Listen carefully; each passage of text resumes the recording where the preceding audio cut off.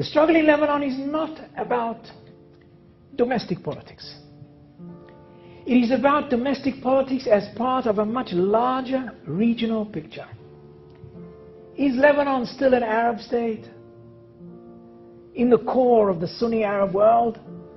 Or is Lebanon being sucked into the Iranian Shiite sphere of influence? We, like the Saudis, the Egyptians and the Jordanians, want to keep Lebanon part of the Arab world. Israel now is a strange partner of the Sunni Arabs against the Shiites and the Iranians.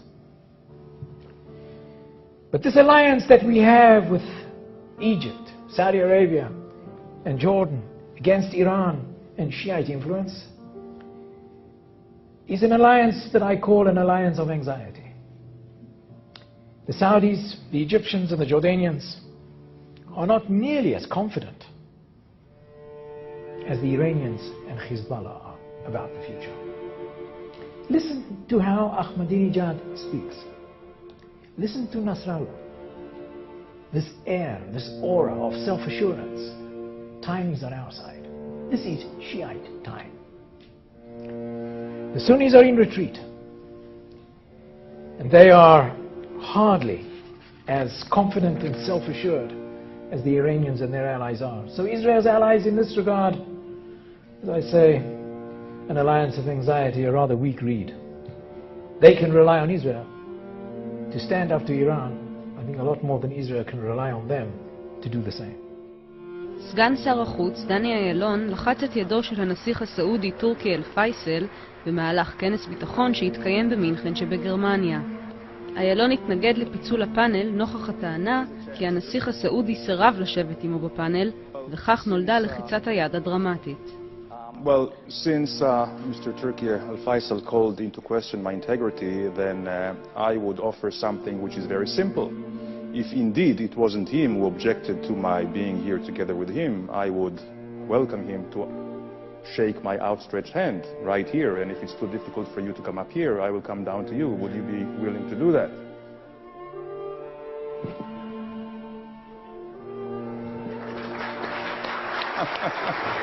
Very good.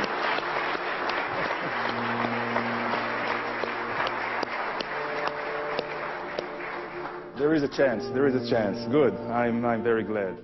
מהי עמדתכם באשר לסעודיה?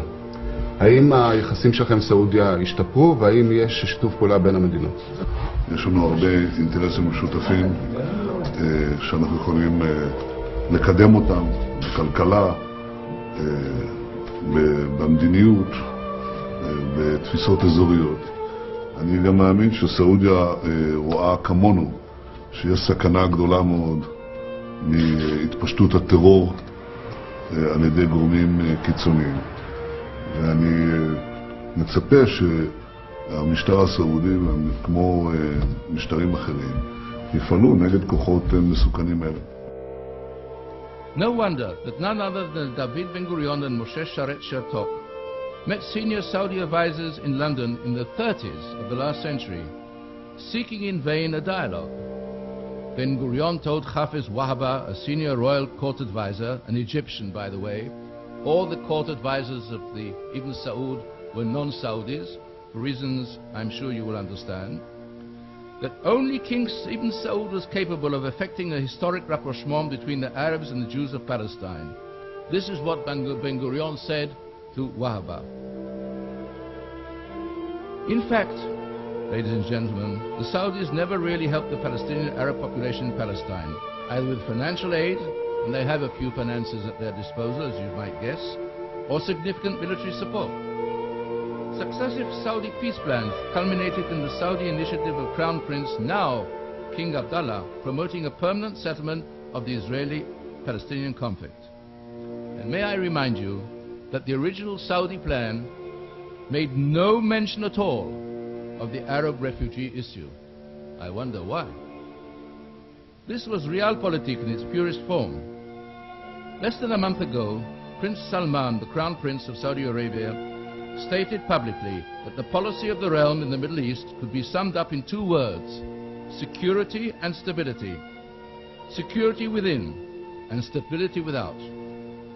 Ladies and gentlemen, does this not mirror exactly what Prime Minister Netanyahu is seeking?